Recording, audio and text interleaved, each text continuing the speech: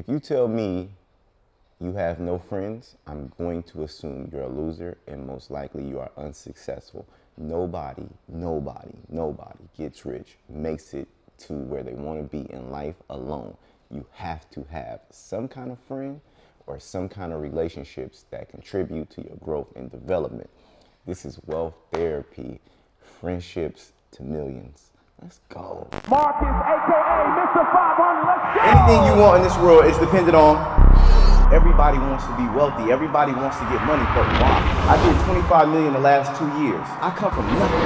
You gotta move with urgency. You gotta take action. You gotta act. Some of y'all are scared to tell people, fuck you. Ride big, ice big, nice crib.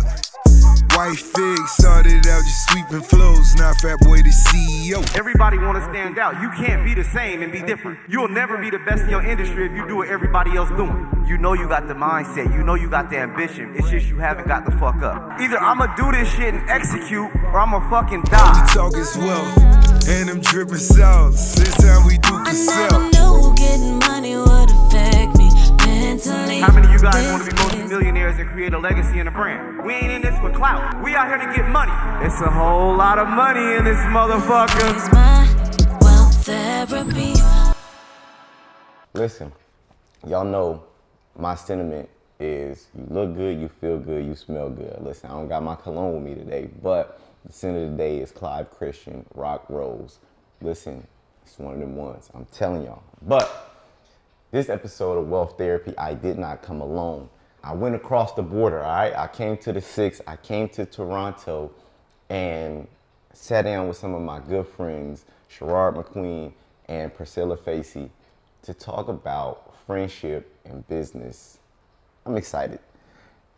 Thank you guys for joining me today, Wealth Therapy. I want to say you guys are the third guest that I had. My wife, Finesse's Way Out, Finesse's Only Club, and now you guys. All right. And we in Canada. So, I want to have a conversation. You guys been friends for how long? Over 20 years. Yeah, just over 20 years we've been friends for. Yeah. 20 years. Sherard, automatically, we started talking. He got tight. He's looking all serious now. They call him the Kevin Hart of Canada. Absolutely. And immediately, the camera cut on. He said, no, we need to save energy. I gotta get very erect. There's no Kevin Hart here right now. Yeah, no, we got serious. Kevin Hart had true crime. He can get serious too. He can get serious, Valid. Nah, but honestly, in Wealth Therapy, we talk about my thing is that the hurdles and people on the journey to being able to build success and become wealthy and just have a productive life. A lot of times, the side that doesn't get talked about is the reality of it's not easy, it's not alone, we don't do it alone, and the importance of friendship. So when us building and been working together, you guys let me know we've been friends 20 years, and you was like, we've never had an argument, and she disagreed nah. Like, wow. She wanted to start an argument about us never having an argument. You know what? Mm-hmm. That might have been our first one. It might have been. Yeah.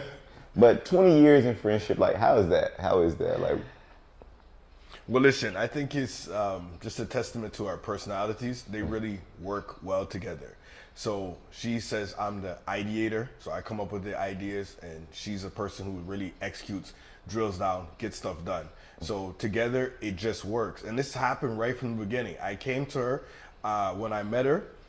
It was month 2. And I said, quit your job at the government. And she was working at the government. She was making good money, maybe 80 grand back then, which I don't know, it's 130 grand now. Mm-hmm. If you adjust, within 6 or 7 months, she quit her job, and we've been working together ever since. So she's always had that belief in me, and then obviously, that faith's been rewarded, and it goes both ways, because everything that she said she was gonna do, she did it. So it's hard to argue with someone like that. Yeah, I think too, for me, it's you see where people are going, and everybody's got people around them, and they look around and you see the people that are on the trajectory of where you want to go. And I'm like, you know what? This guy's going somewhere. He's got this idea for me, and I want to be a part of it, right? And so I think that's really the icing on the cake. I mean, executing on something is easy when you kind of see the dream and the vision of where you can go. Got it. So it started off as like, you guys still work together, because I know you guys both have development companies and run super successful development companies. But like along that journey, like, okay, let's go into that one argument. You said that, or disagreement that you feel like y'all had. So this is early on. So I was like a newly licensed agent, brand new. And this is the first time I'm going to even, bring this up to him. He may not remember it. We came from an event, and I wanted to stay because I had a potential client at the event. And, as a new agent, I was like, okay, let me bring the broker, and he's going to help solidify this client, crystallize this deal. And he was like, no, I got this guy. He's having a birthday party. There's going to be like 20 clients potentially there. I got to go to the birthday party. It was at the other end of the city. So we left my friend's event. I got dropped off, and I was super pissed off in the car the whole ride. It was like an 8-minute drive. No, you might not even remember this. You dropped me off at my condo, and I was just like, I can't believe it. You're just gonna go to this guy's party, and like I have I had a client there, and I want to solidify a deal too. And your deals are more important than mine. Of course they were, and there's 10 clients there. Yes, but I got out the car. I stormed out of the car, and I closed the door and didn't say goodbye. And I got in, and I was a little bit emotional. And I woke up the next morning. I was like, I'm gonna mess this up. Like, this guy's opening his brokerage. I'm gonna be the top agent there. Like, I am completely gonna mess this up. And I remember messaging him. I think it was BBM back then, BlackBerry. And I was like, hey, how was the guy's event? Everything good? He was like, oh, it's great. Da, da, da. And I was like, oh, thank God. I don't keep feelings. You didn't even remember. So again, like I said, we never got in an argument. That was one-sided. We never exchanged any words. I had no clue that this happened. But over 20 years, this is really how the relationship has been. And the thing to Priscilla's testament is she always takes personal accountability. So we've done deals where we haven't made money. I had a flip that I was gonna do when I was flipping custom homes or doing some renovations, and she wanted to buy it. I sold it to her. She wound up losing like $80,000 or $100,000. But I had given her full disclosure. I said, here's the price I need for the property. So let's say, for instance, I'm picking up a property for $600,000. Yeah. I was like, I'm gonna sell it to you for $650. You could go and flip it. You're supposed to make like 100, 120 at the end. But the bottom fell out of the market while she was renovating the property. And some of the neighbors called on her. She had multiple issues during that time. Never once did I hear, oh, you made $50,000. I lost money. That's on your head. It never went like that, because this is business. If we knew all the exact outcomes, we wouldn't be here. The reality is you had to take a risk. And I had a choice. I could have held on. It was, a different variety of options for me. But at the time that I sold it, I lost money. And at the end of the day, though, it's like you got to look at the big picture. And this is the thing with friendships too, right? Yeah. You want to look at like one drop in the bucket relative to like, you're going to make how much money together over time. You can't, sit and look at what didn't happen versus what could happen down the future, right? So. And all that wasn't the first deal, was it? No, this was like 12, 13 years in. Yeah. Okay. So I was saying, wait, first you sign off on my client, then I lose on the deal. It's like, okay, I'm taking a lot of L's here. But what I heard, and it's something that when you said that, right, is that the value that you put into the relationship. A lot of people don't see the value in relationships in things and how it contributes to life.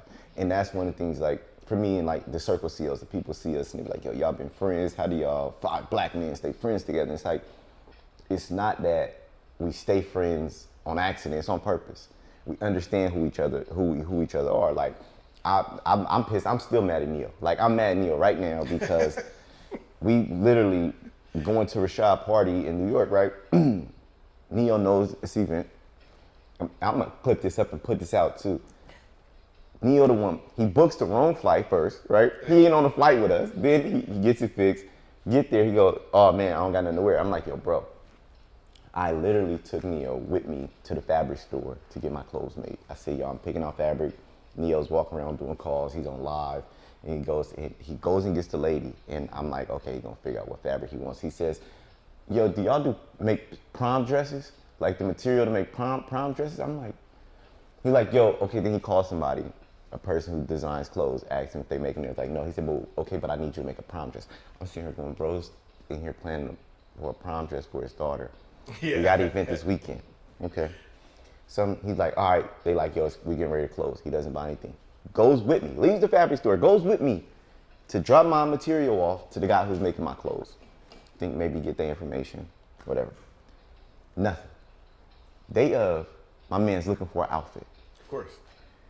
He has us at Zara He really went custom. He really went custom fit. He went to Zara. Yeah. My man got us in Zara for 2 hours. First of all, we walked. So we, right across, we get dropped off at the hotel, we walk. He goes, okay, I want a Krispy Kreme, I gotta get a donut. Okay, we go get donuts. My man then stops and gets pizza. Okay, cool. Dude's day out. We sit in Zara for almost 2 hours and my man's arguing with us about outfits that he doesn't know what to wear. And he wants our opinion, and then when we give it to him, he says no. Bro, I'm like, you know what, I'm leaving. Yeah, I'm leaving. I'm like, yeah, I'm leaving. went long. Yo, I'm like, yo, I'm leaving. So I'm like arguing with him at this point. Like, yo, you got the clothes on, buy that shit. Like, fuck everything else you're talking about, buy that, nothing else looks good. You ruining the day. Bro, I'm still mad. But I'm like, yo, I know him and what to expect. So the walk there, we just enjoyed it. He wore it out at the taking too long getting dressed. But I'm like, yo, we know Neo got a million things moving. He's always got 10 things on his brain. So it's like, okay, but it's in the moment, I'll make it happen at the last step. It's gonna come through, I'm gonna get it done. We know who he is. And I think like, when I say I'm mad, I laugh because I've been trolling him about it. Like, bro, you made me spend 3 hours in Zara. I've never been to Zara. So to be in Zara for 3 hours, it's like, yo, what's going on? It's news to you. It's news. And I'm sitting here going like, yo, they don't got nowhere to sit. They bring us nothing to drink. No, because they don't expect that. They don't expect someone to, it's fast fashion. They don't expect someone to be there for 3 hours. You come in, you grab, and you go. We sat there and I'm like, yo. But he like, yep, I'm not spending all my money y'all spend on clothes. I'm not doing it. But that's him. He like, I don't care. But I laugh because I know my friends. We know what to expect. So it's like, yo, he's not gonna be prepared, right? To the point where I literally I bought a shirt for him already. I already knew. Yeah, you were preparing an I event. had his animal print shirt. Yeah, like, you're not gonna go to a store and buy an animal print shirt. So I have a shirt in my bag, like, yo, bro, I already got a shirt. You just gotta figure out the rest of your ensemble. You're good to go. But that's what people do in friendships. Yeah. They know. Like, I have friends, not Priscilla, but I got friends, I know they're not gonna be on time. So I don't tell them the real time. I'm gonna tell them 45 minutes earlier, and then this is the worst part. They're gonna get there on time, because they're really 45 minutes late, and be mad at me for telling them the wrong time. I'm like, I had to tell you the wrong time, because you would have never made it, right? So that's why, like, knowing people who are in your circle is important. But when we speak about your circle, what's interesting to me is because you said that you and Neo only been friends for 5 years, but when I see you together, it seems like you've been friends for a lifetime. Why don't you tell me about that? Because to me, for people who are already on a level, and you guys are both already successful when you met, to be able to come together as friends, to me sometimes is hard because everybody feels like, oh, I'm already at this level. I don't need any friends. I got my circle. It's closed. It's different because you reach new levels and people can't relate to things. This is like the hardest part, is that you reach a level where it's hard to find people that can relate to where you're at and relate to where the things that you now deal with. So with like us, like our kids go to Kumon together. They go to the same Kumon, you know, the different trips that we take, the different things that we do. Like the same person do their hair, do all my kids' hair. We got a gymnast that come to the house that teach them gymnastics and things like that. And so you imagine it's like, yo, we got about a $500 to $6,500 a month bill that we both do on our kids. So it's like, if you're not in a certain realm, and it's not just about money, it's like in life, when I experience something or something tweaks in my business, or, you know, like y'all want to go to Dubai for my birthday, or I like, yo, and he does it a week in advance. You gotta have friends that can adjust and pivot and understand things and at this level. So for me, I come from Stockton, California, and I started building relationships when I'm in Atlanta, and in this entrepreneur journey and online, I started learning things, and we built because we was willing to help each other. Like, we was always willing to help each other, and it was like, damn, not only are you helping me in business, but then we started being able to relate to each other. And it's like, I got to a point, I remember I had made $100,000 in a month, and I told some of my friends that I had at the time, and when they got off the phone, the other one called back like, you know, bro felt like he was bragging, and kind of like, and it was already uncomfortable, but I was just so happy. It escalated a little bit more, and I started doing more in business, and Alex involuntarily called one day and was just like, I guess I was kind of hesitant to tell him, and he felt it. He was like, bro, don't ever feel like you can't brag to me. Don't ever feel like you can't tell me. Like, you ever want to pop shit and brag and boast about anything, I'm the one you can call. it established that relationship where it's like, okay. So over time, it was like we started building these relationships organically, and they felt good to the new position I was and where I was at in life. And so it's just like, these are the people that I can relate to of where I'm at this stage. And I feel like for us, like we don't have friends who would feel uncomfortable with the amount of money we may make, or deals we might see, and we might talk about it. But I know that for me, I'm just trying to say that to them because I want them to elevate onto my level, and I get as well that not everybody's there yet, and and so that I think is one of the challenges. But I know that like between you and I, we're carrying a lot of our friends, and even family members, where it's like, I want to free people up a little bit so that they can de-stress their mind and then start to think about different opportunities for themselves. Yeah. And it's challenging because, we're trying to get to where we want to go, but we're carrying, people, Other people. And we're happy to do it, but I want to free up the mindset so that they can not feel uncomfortable when we talk about these things. And that's a hard part, but that's the part that makes the friendship better. Like even with us, because we all do the same thing.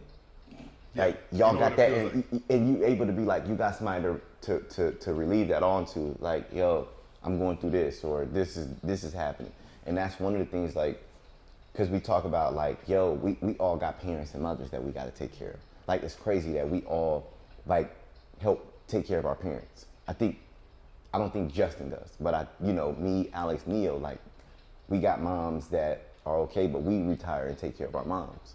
And doing that, it's like Jason paid his mom house stuff. Like, we all take care of our moms, and it's things that we can relate to each other. Yeah. And family members that ask for stuff and need stuff, and it's just like, yo, how you deal with that? Yo, how you deal with that? And it's like, it's cool to be carrying people, but at some point when if you're carrying everybody, you can't relate to none of them. Yeah, like me, I don't look at it as carrying anybody. So I'm not carrying anybody. Everybody is part of my ecosystem. They're adding value. Like, even though I have friends that might not be making money, some of them are the realest people I know. And when I call them and I'm in the struggle and they've been through a similar struggle, maybe not on this level, they can relate to me. I have at least 10 people, even my camera guy, I know him since I was 15. We used to go to the mall together. So I know him 30 years. Yeah. We've been friends. He comes to my house every week. So Sean, who obviously my best friend, I know him since 13. Yeah. I'm 46. We've been through so much together. So for these relationships, before I had money, they were still rocking with me. We're always doing stuff together. So to me, I don't care. Everybody pours into me, and I'm gonna do the same. Like, I got 13 godchildren because that's the way they feel about me. But at the same time, I feel the same way about them. So to me, it's just a reciprocal arrangement, and money is just a part of it. There's so many different other aspects of life where people are gonna help you grow, help you. Like, I can't fly. Like right now, I only fly. I gotta take pills to fly. I won't just fly on my own, but I can sit here and talk to my friends, meditate with them. They'll walk me through certain things. Okay, Sherard, how do you feel? This is what happens when I get anxious. This is how I should deal with it. We can be vulnerable with each other. So that to me is what's gonna help me get to the next place.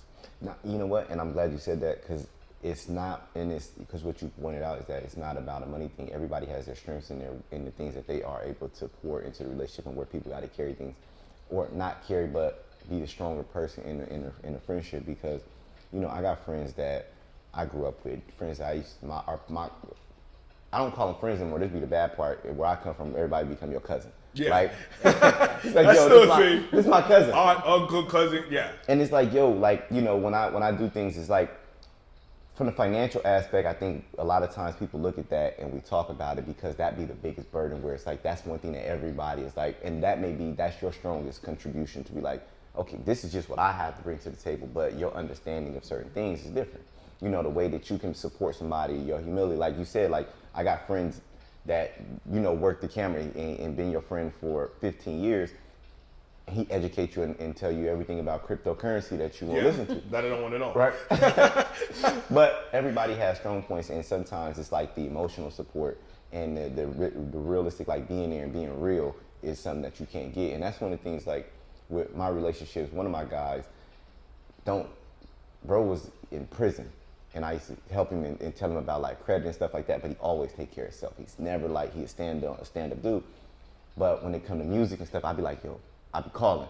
And like, hey, how this sound? And he'd be like, nah. Like, he willing to get on the phone. He like, yo, do I need to fly down there? I'm like, nah. He like, okay, well, FaceTime me. Punch back in. Do like this. And it's so much, and I'm like, yo, it's crazy because in business, I talk to certain people about certain things, but in life, in my regular life, like day-to-day life, these aren't things I think a lot of people see what we put on social media. But it's like, the social media is like marketing, advertisement, so you see us together the most, and we always on the gram because it's like cross-pollinating and building our audiences and building that. But it's friends that I got that stand on. I got one friend, my day one, seventh grade we met. But I can't take him everywhere. Yeah. Like, he one of the ones, he'd be like, hey bro, you doing business? What we doing? Like, I'ma smoke weed, I'ma smell like weed, I'ma talk, I'ma make outbursts. Like, I know who he is though, but I know for a fact, this my dog. Like, it's never, you can't say nothing bad about me to him. And it's one of my guys, and I think that's another part like that still keeps me grounded, because then I'll call, and this one of the friends I call and gossip with about things in the old days. It's like, I'm being Marcus, and it's different, and you need that. So when you look, that's why I say if people say they got no friends, it's like, you got no friends. Like, you can't do this life alone. And I think one of the things that hurdles that I want people to overcome is like, yo, you have to be, it's not about the other person, it's you. Like, my friendships are based off of me. It's who I am to those people, why we're able to be friends. How I can understand them and accept them for who they are makes me a good person. How do I contribute? Like, you have to contribute to this relationship, to this friendship. Exactly. She has to contribute to the friendship. You have to contribute to your friendship with him. It's like, okay, I got to be willing to be understanding for this person. Yeah. And I think that's important. Yeah, it's meeting people where they are, right? And so a lot of the times, like, Sherard's got a million things going on, this project, that, da-da-da, and like, it'll be like something as simple as coming here today. I'm like checking in with everybody. Hey, you're gonna be here, here's the time, make sure so-and-so knows where we're supposed to be at, because I know he's running, and a lot of these things will affect me too, but I'm not mad at that, because I just know that's who he is, and he's not necessarily gonna pick up all these little small details. I'm gonna pick those up and make sure that, you know, holistically, we're gonna come together the way we need to. And so a lot of times though, a lot of people can't work with you. Oh no, they can't. Like, I'm like you. The funny thing is, that's why I chose to work with you. I'm like you. I'm a big thinker, obviously highly intelligent, but you know what? Sometimes, like Priscilla said, I don't have every detail. I got Linda for that. That's my COO. She's the person. But to me, I know that you was going to make it happen. Because you came to me and you're like, yeah, I don't necessarily have an exact plan for what this is going to be. And I was like, great. That's it. I'm like, outcome. I'm like, so exactly. So this is where we're going. Yeah, you good. I'm like, he'll get us there. That's okay. Like, I'm not stressed about anything else. But I had one of my accountants quit. He came to my office. He was crying, and he was like, "No, your stuff is not right." Because he wants records, everything photocopied every day on his desk. I'm like, this is not like that. It's like, hey, the records are on my desk. Go get them, photocopy them, and put them back when you're done. That's how I'm gonna operate. But he needed a system that was more regimented. So that's where I'm saying you have your friends, like this relationship fit in, where Priscilla understands, hey, he's not necessarily gonna have everything detailed A to Z, but he is gonna take us where we need to go. Let me fill in the gaps and don't complain about it while I'm doing it. Because it doesn't make sense you do it and then I gotta hear about it all day. Because I don't wanna hear about it, honestly. I'm not that guy. And people who are not like he's not a guy who responds negatively to stress. Like, a lot of people, even in development, like, a lot of people couldn't withstand the amount of like pressure that we come under on a regular, consistent basis, a problem solving situation like 10 times a day. And so it's just like, you have to trust that you're gonna get the outcome you want, but without like poking the bear. Because you poke, you're gonna get like, listen, I'll get to it when I get to it. It's not high on the priority list right now, but it's gonna get done when it needs to get done. And that's the kind of trust you have to have, and like you said, it comes to understanding who your friends are, right? And like I said, the priority list, bro, that's my biggest thing. It's like, everything does not need to be addressed or have to get my attention right now. I only have so much attention I can get. I only got so much brain space for a day. It's a lot of things that are going on. Does not mean I don't see it. Does not mean I'm not aware. I'm fully aware. I'm fully aware of what you needed. I just can't deal with it right now. But I will get to it. Yeah. But it's just other things will get prioritized. I know the deadline. I know when it needs to be done by. I'll get to it. I might even cross the deadline a little bit, but it won't hurt anything. I'll fix it. I know I have the power to fix it. That's the best word. I'll make it I'm right. like, cross it just a little bit.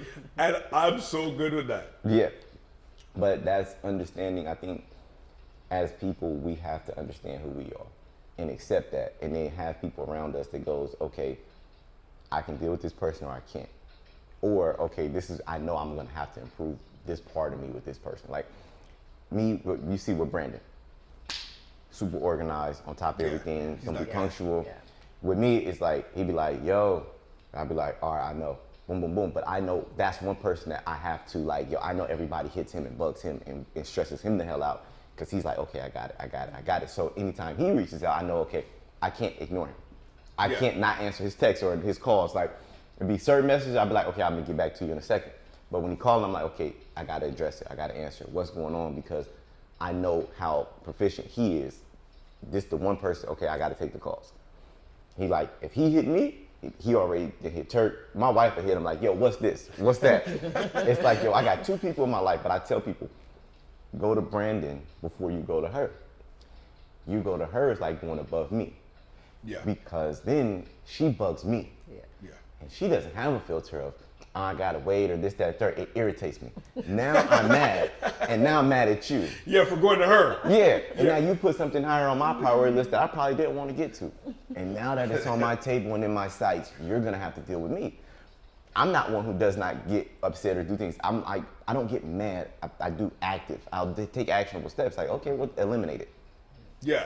Because now you're going to get a result that you didn't want. Yeah. Because you pushed me. Yeah. So I just push a button on everything. I just push eject. And then it's off my list. Eject. No, I just push eject. Then I don't have to worry about it. It's the easiest way. Yeah. But that's why, you know what, we have a great relationship. And I think that's what even working together with you is about. It's about creating that organic relationship.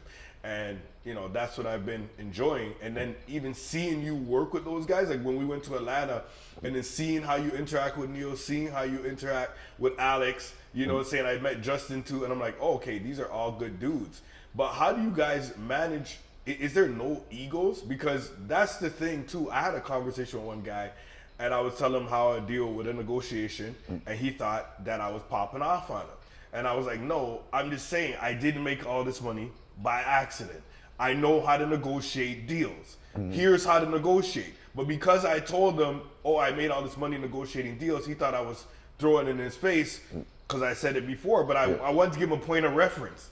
Like what I've been able to do. Like, I'm not that guy. Like, I wanted to give a point of reference. So how do you guys manage egos, or are there any egos? Guy, 8-figure earners, 8-figure earners, seems like a lot could be going on. oh, it's ego.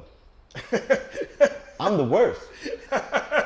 But this is the thing, right? I got an ego. Everybody has an ego.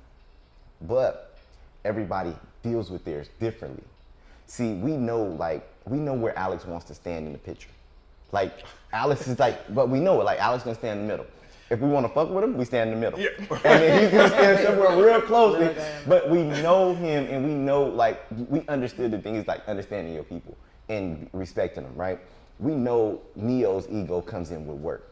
Don't tell me how we need to do this. If we operating something, we got an event, we got anything we need to do, I'm taking control, and I'm calling the shots.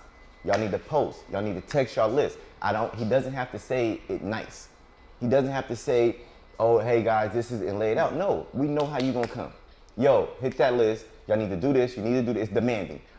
But that's his strong point where his ego come out like, this is what we doing. Like, this is how we need to happen. I dealt with Neil, and he was like that.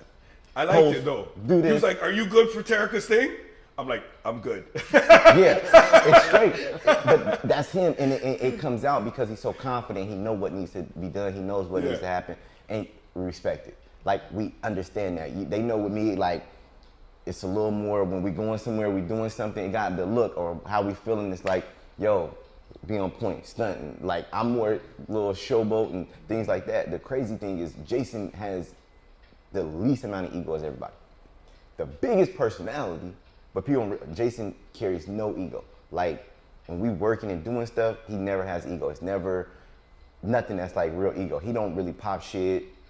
He's chilling. He's the most chill, the biggest personality. When you see him online, like the biggest vocal, probably the lion of the group, but no ego. It's never a time where it's like, yo, I ain't doing that or I ain't on this. Like, he always understands it. Justin don't really got too much of an ego. You just can't make Justin do nothing. Yeah, he's got a mind of his own. You can't make him do anything. Like, I'm doing what I'm doing. What I'm on is what I'm on. What I'm with is what I'm with. If I'm okay with what you guys are saying, I'm okay with it. If I'm not, I'm not. And I'm not changing it. And so when he says no, like, I don't want to do something, we know it's like, okay, we can throw rocks. I throw rocks at Justin. I try to figure out, like, yo, how can I make you kind of like bend a little bit? That's who he is. Over the years, we've learned that. So it's like, okay, that's who he is. They know me. I'm the one who kind of like, I correct shit on the spot. I tell people shit on the spot. Like, we somewhere, employee, I don't care who you work for. Or if somebody's mad at somebody in the circle of CEOs, they mad at me. Employees, people that come around. Yeah, they come to you. They know I'm gonna be the one to piss somebody off. Like, yo, I told so-and-so this. And it'd be like, but they was wrong. I'm not holding back though. They know, like, yeah, you're like that. Yeah. Because we first started talking about marketing, I was like, yeah, you know, these Americans got a bigger audience because they're in the States, and I had this whole notion in my mind that I was on a different playing field because I was in Canada. And you're like, no, that's not true. He's like, that's not true. You're on the same playing field as America. And then, you know what? I went home and I checked my demographics, and you were right. It was like 65% was Americans. So it wasn't like I had a count that wasn't big like other people's account because in Canada. I just wasn't good enough yet. And that's just something that I had to accept. But you came right at it, and you weren't like coming around, you know, patting me on the head. Oh, it's okay. No, it's like, you're not there. I'm always honest because I come from a good place. I don't correct people or say something or stop something from a negative place like I'm trying to be mean. Because like one guy, I corrected a guy, we was in, it was a videographer. And he went up, we was at our conference, and he goes up to Timberland and was like, yo, let me airdrop you this footage and stuff I got of you. And I'm like, yo, bro, don't go try to make connections. Then another guy was taking a picture with David Goggins. I'm like, yo, you're here to create content. I didn't pay you to come and you asked to do that. Shoot, when he's moving through, we only got him here for a certain amount of time. Yeah. You can't miss moments. When he's coming off the stage, you can't be waiting to take a picture. If you're waiting to take a picture, you miss that moment when he's coming off the stage. I don't care who you with. The guy who was passing stuff to Timberland wasn't even with me. But I'm like, yo, you getting paid to be here? Don't go try to make a connection and try to build your brand and build your business. If we need to send him something, give it to us and let us drop it to him same day. That's quick. We got it. Don't go and try to cut behind the scenes and try to be slick. Just like when I met you when we was at Market Mondays. And I was like, yo, I told you, I don't gotta come and tell you. Told your camera guy, keep it recording. While he's talking to people, stay here and talk in this event. You're gonna get content now. It's just, hey, I see something that's wrong or something that's not right. Like, nah, you missing a moment right here. You want to get content? Shoot it now. So do you ever have situations though, because you are very direct, where you find that you have to, you want to adjust your directness to certain people that you don't think can handle it? Like, do you ever tone it down? I catch myself. It's not because it comes. I be trying to it comes from a good place. So it's never really. It's like the approach. I do have to tone it down sometimes, and a lot of the reason why I don't talk to women. It'd be like, he would tell my wife, like, yeah, you don't even look at women. It'd be like, yeah, I don't talk to them because I know, like, I had a conversation with a woman about an account and she started crying. And I was like, no, I was just explaining, I was like, look, if you had a bad experience and that experience happened over there, it's done though. You can't sit here and cry about it. You sit and talk to everybody in this room for an hour. There's nothing you can do, like it's gone. Yeah. Like, it's gone. But do you think that's not controversial? Because a lot of women are gonna say, well, I'm not emotional. You know, like every woman isn't like that. They not, but that's why I'm saying because another woman unfollowed me on Instagram, right? And she ended up like dating one of my cousins. And she said, yeah, I was at one of the events and I was the only one single there. And I was like standing by the men or something and I kind of gave like, yo, like who you with? Like who are you? Like who you with? But I was like, I don't remember. He was like, yeah. He said she told you like she was like you was like who you with, and she kind of felt like you kind of outed her or something like it's everybody like we all here. It's like yo, who are you or who you with? And I was like that wasn't what I meant. I probably was like I meant, and I remembered it like, and I was like oh like I didn't want to say oh you so and so's girlfriend or something wrong, and I just asked like yo who you with like. Right, you wanted to be more generic. I was trying to, and I was like... Yeah, but that interpretation, her interpretation of it, obviously came from something internal. Right? Yeah. It's always internal. Like but my question to you is this. Is there ever going to be a female member in the circle of CEOs? No, it's 5 guys. We're friends. But there is. It's our wives. No, but the thing is, though, and to me, there's no problem with that because there is no, women get along differently with other women. This day and age, right? Everybody is talking about, being inclusive. Like to me, it's okay to go on golf with 4 men or do something. But what I'm just saying is the society we're in, you get a lot of that. And then even how we operate. Do you know how many people ask me like, Priscilla and I dating? Yeah. We were at a marketing meeting. They were pitching us, and then Sherard left the room. And it's like, so how long you been married? Why would you assume we're married? Yeah, because it's a man and woman dynamic. That's it. So you automatically go. You go, oh, you guys date? Yeah. Like, and it's like, you guys together? No. Yeah, and it's like, nah, we not, and it's like, oh. People don't understand, but people don't understand that dynamic at all. Like this is like 100% platonic. We're here to stand on business. But we can also support each other in terms of like our personal stuff. We can talk and share those moments too. But it's just platonic. It's just business. We don't really hang out if it's not work. We do hang out. We do hang out because even at so he has an event every Sunday at his house where friends, family come over. Everybody gets together. Yeah. That's dope. But Mike wants to join. Mike said he wants to come because to me it's all about community. So every weekend it's like 40 or 50 people. Yeah, there is every Sunday brunch. But so many business talks happen there. Like we're not, and it's just like now it's like okay, maybe I should hire that guy for my next project. Oh yeah, because you get to know people on a personal level, but it is to me the underlying intention there is also community building and making money together collectively. And so we don't we don't hang out. Like there's no like lunch. Oh yeah, let's go grab lunch. Like me and my girlfriends, we go out for lunch. I don't go out for lunch with you. It's two things because I was gonna ask because you being married, does that you good or it doesn't have an effect? Like what's your relation? What's their relationship like? Like no, you guys hang out. Yeah, we hang out. Y'all hang out more.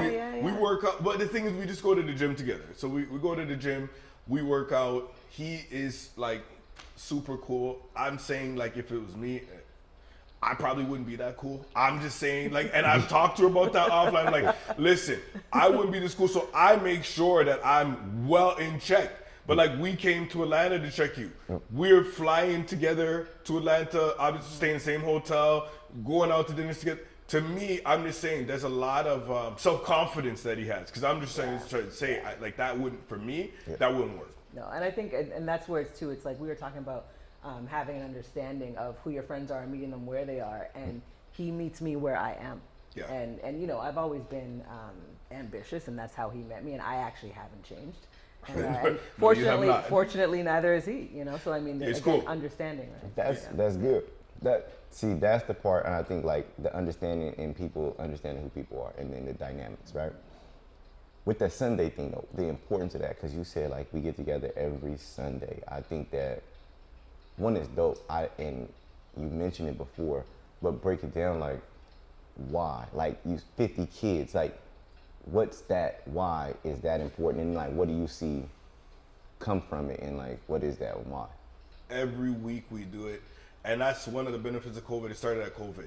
So what happened was people couldn't get a haircut. So because people couldn't go around other people, we gonna come together in my house. Yes. You can't go. Stay away from everybody. Well, come here. Listen, got it. My politics are a little bit different. You know what I'm saying? They tried to catch me up on this thing, and I wasn't really feeling it. Because to me, people are social creatures, and that's why you had so many people in dark places because they couldn't get together. So there was a virus that people said, okay, you got to stay away, but they didn't understand what the undercurrent of that was going to be. People being apart for 2 years, not having social connections, what is going to be the long-term effects of that? So I wasn't feeling it. So I said, you know what? Everybody needs to go to the barber. Barbershops are closed. I put a barbershop in my house. I brought everything. I had a room. We brought everything downstairs. So initially it was just like 6 or 8 of the guys, and we were just kind of hanging out, listening to music, having DJ battles and then, you know, some of my nieces and nephews would start coming over. They're like 16, 17. Then they start bringing some friends, and it kind of grew. So it's been 4 years, but now we do it every Sunday, and it's normally 40 to 60 people. But the first thing is community building, and it comes down from like the older kids. They're gonna impact the younger kids in terms of building those relationships, because when they get out in the world, they might not be able to come to me. They might not come to Priscilla. They might want to go to their cousin, who's, like you said, it's really just their friend. They might want to go there and say, someone who's like 10 years older than me, maybe they're going to understand this dating situation. Maybe they're going to understand this job situation more than something else. Then we want to make sure all those conversations are happening internally with the kids. If they're texting each other on roadblocks, if somebody goes off sides, one parent or somebody's or aunt, uncle is going to hear about it. And then, to me, there's school, and I understand it, but what I want to do is I don't want just the people at school necessarily impacting, because if you look at it, a lot of people spend more time with their friends at school than they do at home, because people got a job, people, you know, they work until 6, kid doesn't come home till 6, they go to bed at 8. How much time do they have to impact? So this Sunday is a time for all these kids to get together and impact each other, and I know all the parents and I know all the children, and create a community, because to really change the world, you got to start with your community. And that's the thing that we are building. And then of course we have so many, out of those people, I say 11 or 12 people, they work for me, and they weren't working for me before, whether it's Joey, my videographer guy, I got a guy doing my Terry on warranty repairs who wasn't working for me before, I got so many people, because you start going in there and figuring out, hey, this is a great person. How can I bring this person in to be able to work for me? Maybe where are their transferable skills? Because the number one skill to me is trust. If I could trust you, like I trust you, I was like, yo, this guy's a real guy. Because you told me about what happened with that jet right away. You're like, oh, this is how much money I'm making. I'm like, oh, he's giving me full disclosure here, so we can really talk? Because everybody wants to BS numbers. And you know how you know if someone's BSing numbers? If you ask them the same question, you have a multiple conversation, and the numbers change. They'll be like, oh, I thought I told you I made $8 million off that jet. No, it was 3. This guy's for later. You was always consistent, because I talked to you about the jet so many times, because it really intrigued me when I saw it. So that's how we establish those relationships, and they become so important. They're foundational to building a business. And I mean, I think too, like you look at the kids that come, and I mean, kids from, you know, age 5 to like 12, 13 years old. And I'm seeing now, like my little guy comes home and he's like, oh yeah, Uncle Sherard's on his way to $1 billion.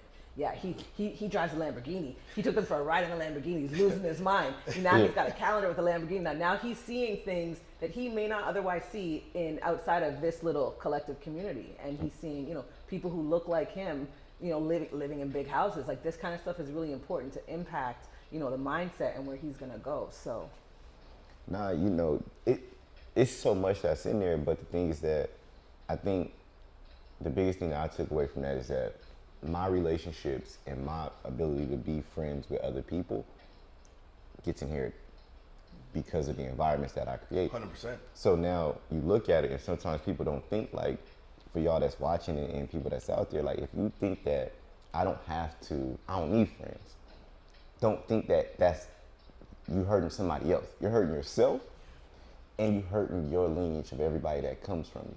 Because guess what? If I don't need friends, you treat your partner like that. You treat the other people, anybody in your life like that, and then you pass those lessons down of like isolation. And 9 times out of 10, you're not where you want to be in life. By yourself. I don't need nobody. I'm gonna stand on it myself. I don't need friends. You don't fully develop and blossom into who you can really become, because nobody else gets to water you. Nobody else gets to pour nutrients into you that you need. And there's certain things that other people have that you just don't have. It's things that my friends and different people pour into me that I just don't have. Like, for me, like Alice is really like always good energy. And sometimes it'd be like, I'll be wanting to do something or say something, and I'll be like, it's gonna affect him. Because the positivity and certain things that I can't do. You know what I mean? And it's like, you need certain people's ingredients that they have, that they've been blessed with, to pour into you to help balance you out. And I think that that's important. Like, when I just looked at it, and then what I'm literally taking away from it is like, even the environments that we need to create for our children. Have to. But we're doing it on accident. You know what I mean? Just be intentional about it. Yeah, but we doing on accident, like how I said, like all the kids, like we be sharing, like literally, like it's not just the circle of CEOs, like Wall Street Trappers in Atlanta, Jeremy, David Shands, like Zoe, like we got a dad's group that, you know, we all got girls, but we pass around like nannies and hair braiders and drivers and so many different people because our housekeepers, because the trust factor is what I was looking at. It's like, yo, if you get referred from them, it's a trust factor, we're already building it. But we start to look now when you just said that, it's like, that's actually a community like that you're establishing, even with the kids that just hanging out and spending time together. It's everything, because they are going to rely on each other. When they can't come to Marcus, when they can't come to Dad, they're going to talk to each other. But if all of them already have the same training, because all the parents are on the same wavelength, it's all going to funnel down to them regardless, because it's just going to be that time where they feel more comfortable talking to one of their peers, because we all went through it. We all went through a point in our life where, first of all, you know, my dad was my hero, and then at some point he became the villain. That's just what it was, because I wanted to be my own man, and you know, I felt that he wasn't allowing me to do that, but he really was. I wasn't going the right direction. You know, it took me 3 high schools to graduate.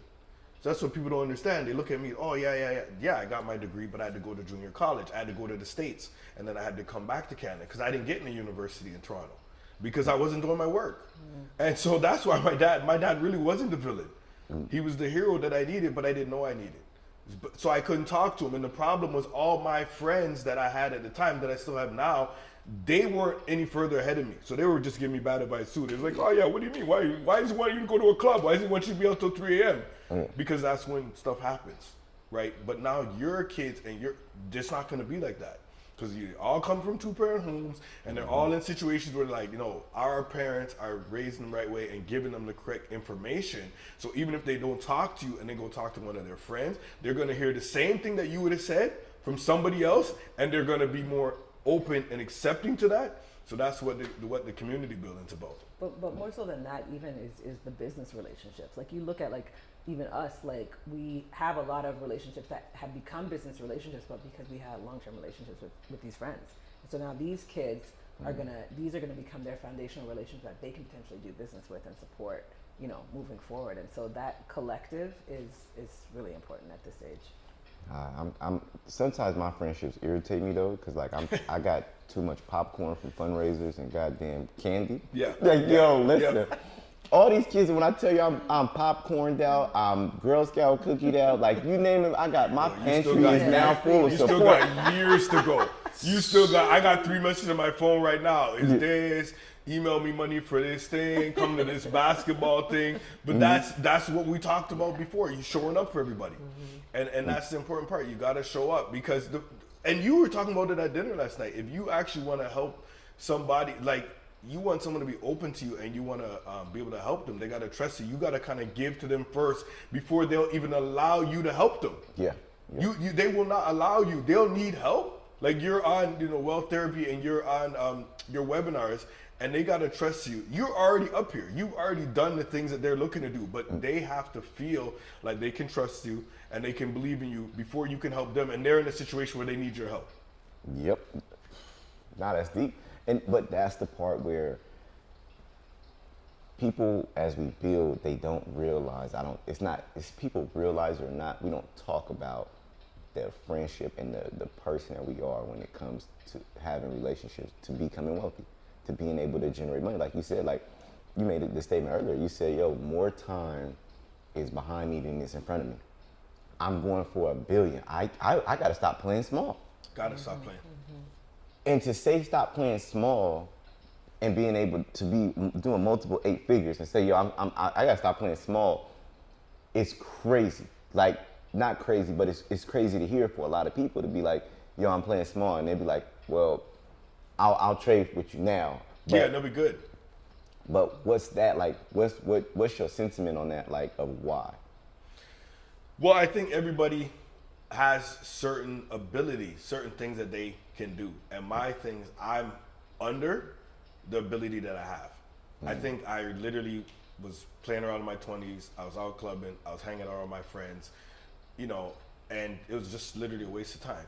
So I'm playing from behind.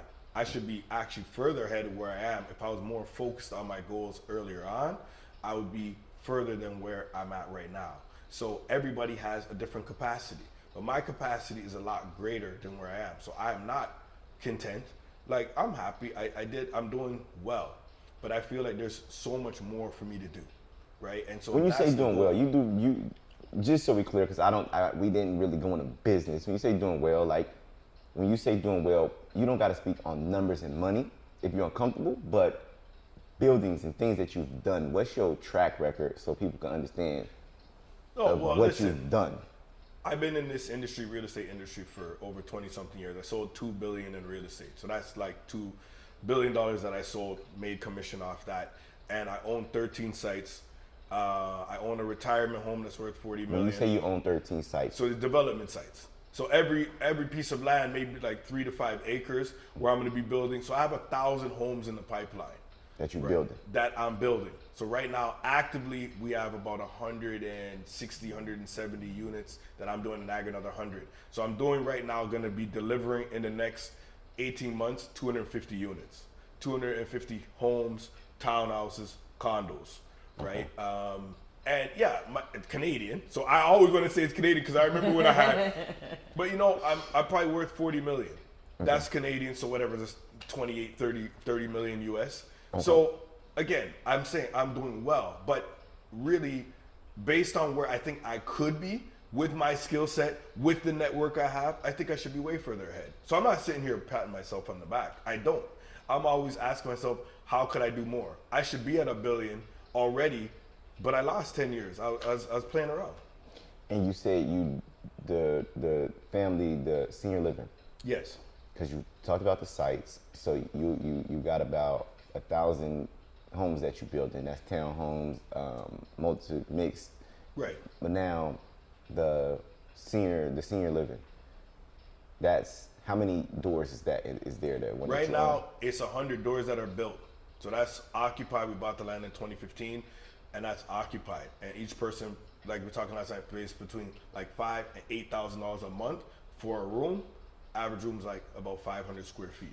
And then you building more on that. Now I'm building another 14-story tower, which we'll go see tomorrow, and it's overlooking the water at my own exit off the highway, and that's going to be another 132 units. What the beautiful part about that is it's going to be an apartment. So this is actually full independent living. What that means is they get full care. So there's PSWs, there's a nurse on staff, there's a doctor that comes to visit weekly, there's a hair salon. So these are people who need a little bit more care, right?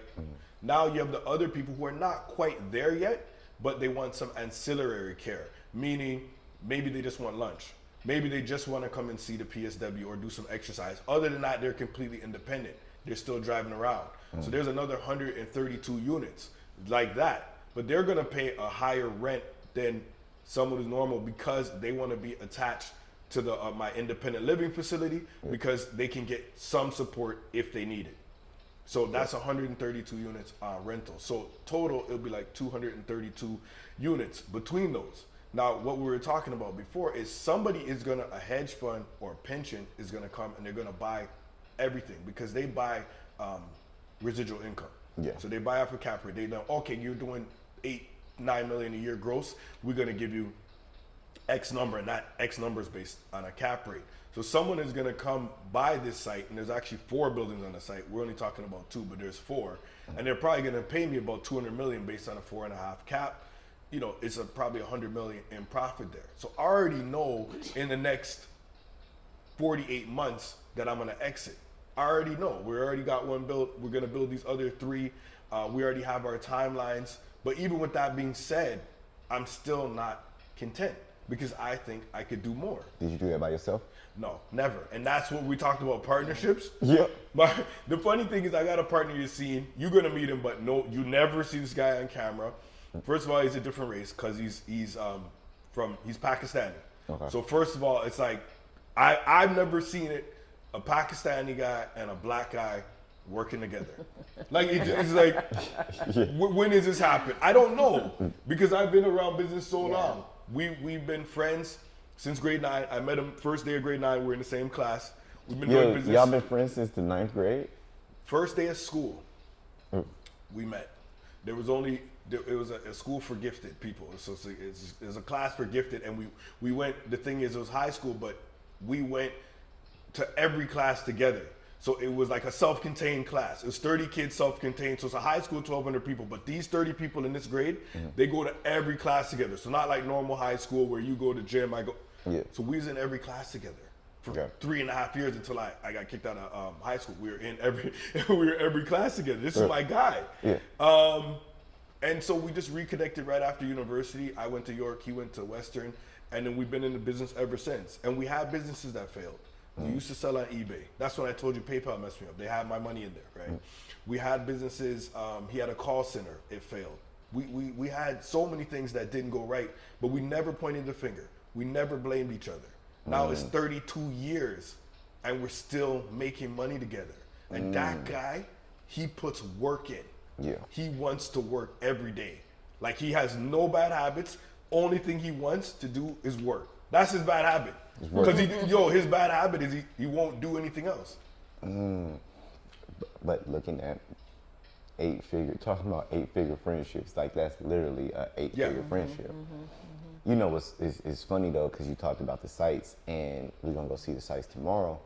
We went to the site, and I seen the people was kind of like, you could see her tighten up when she came around. Like, here comes the lady with the big hair. And he was like, you know who I am? He was like, yeah, you the boss. Yeah. So with you, like, what's that like? Because you can't. Is it harder because as a woman and doing development, and what was that site that we went to was how many units? So we went to my site under construction. So I've got 150 homes in development right now. We went to my site, 27 townhomes under construction. And yeah, when I show up, the thing for me being a woman, and it is a very male-dominated space, especially when you get to the construction stage. Like you got some females in the design stage, like architecture, you know, some of here and there, some of the other designers. But on site, I'm generally the only female.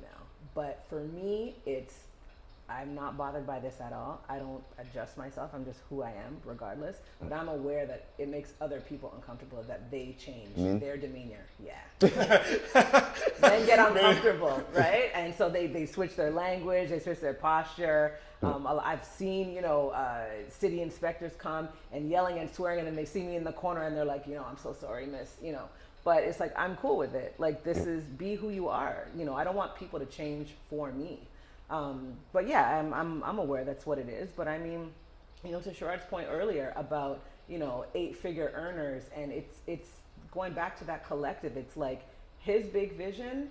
I was like, you know what? This guy seeing this for him, I can get there too. Yeah. And then that 8 figures pushed on to me. So now I've got, my sites under development, and this is a skill set. Like, what matters most is your mindset. The skills generally can be taught. You just got to have the motivation and the mindset to understand that you can get somewhere.